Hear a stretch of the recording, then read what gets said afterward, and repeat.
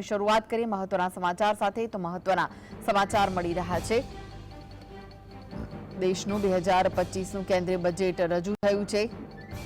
નાણામંત્રી નિર્મલા સીતારમણે બજેટ રજૂ કર્યું। ફૂલગુલાબી બજેટ રજૂ થતા લોકોને રાહત મળી છે।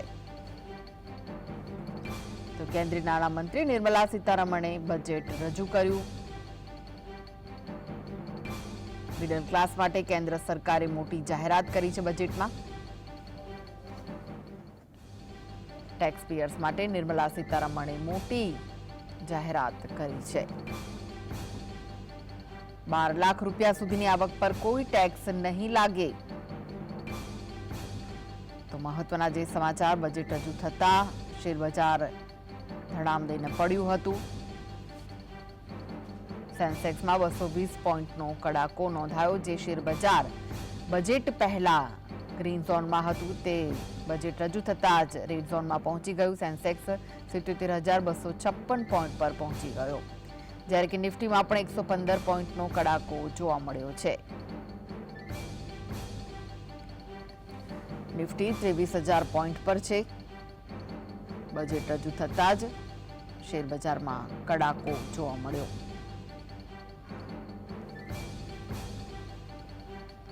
તો સેન્સેક્સમાં 220 પોઈન્ટનો કડાકો, જ્યારે નિફ્ટીમાં પણ કડાકો જોવા મળ્યો છે। સેન્સેક્સ 77,256 પોઈન્ટ પર છે, જ્યારે કે નિફ્ટીમાં પણ કડાકો જોવા મળ્યો છે। નિફ્ટીમાં 115 પોઈન્ટનો કડાકો જોવાયો છે। નરેન્દ્ર મોદી સરકારનું દિશાવિહીન બજેટ રજૂ થયું છે। મહત્વના જે સમાચાર, આવનારા વર્ષની અંદર મોટી યોજનાની બ્લુપ્રિન્ટ વગરનું આ બજેટ છે। બજેટ જાહેર થતા લોકોમાં નિરાશાનો માહોલ જોવા મળી રહ્યો છે। તો નરેન્દ્ર મોદી સરકારનું દિશાવિહીન બજેટ, અનેક આશા અપેક્ષા આ બજેટ સાથે લોકોની જોડાયેલી હતી, પરંતુ તેના પર પાણી ફરી વળ્યું છે। લોકોમાં નિરાશા જોવા મળી રહી છે।